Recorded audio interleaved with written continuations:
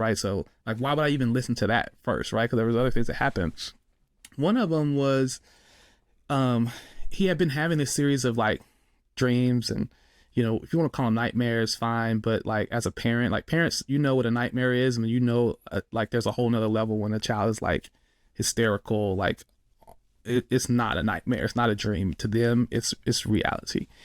And so he was going through this series of this to the point to where I didn't even sleep in the bedroom anymore. Like I was sleeping on the couch because I wanted to be close to his room and kind of be able to help him get back to bed and just make sure nothing was going on. um and so one night he just wakes up hysterical. It's probably like 2 3 in the morning, and he's just screaming. He just like, mommy, mommy, mommy's hurt, mommy's hurt, you gotta go check on mommy, mommy's hurt. And I'm like, Logan, like mommy's fine, like she's in the room, like everything's cool. And he's like hysterical, like alligator tears, cries like, no, you don't understand, you gotta go check on mommy, go get mommy.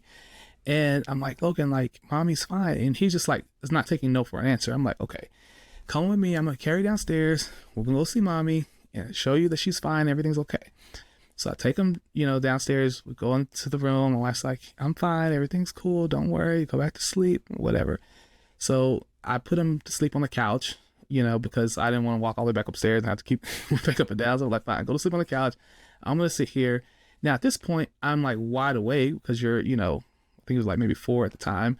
Your 4-year-old's like, screaming bloody murder in the middle of the night. And I'm sitting there just on my phone at like 3:30 in the morning. And I see my wife calls me, and this is maybe 20 minutes after, this all transpired with the dream. She calls me, and I'm like, why is she calling me from the other room? She could have just like yelled my name. And like, why is she calling my phone? That's so weird. So I answer the phone. I'm like, hello. And all I hear in the other line is her saying, help, help. And I was just like, what? So I just jumped up. I run into the room, and everything Logan had described in his dream, he said, she was crying in the bed and she was shaking and she couldn't move and she needed help.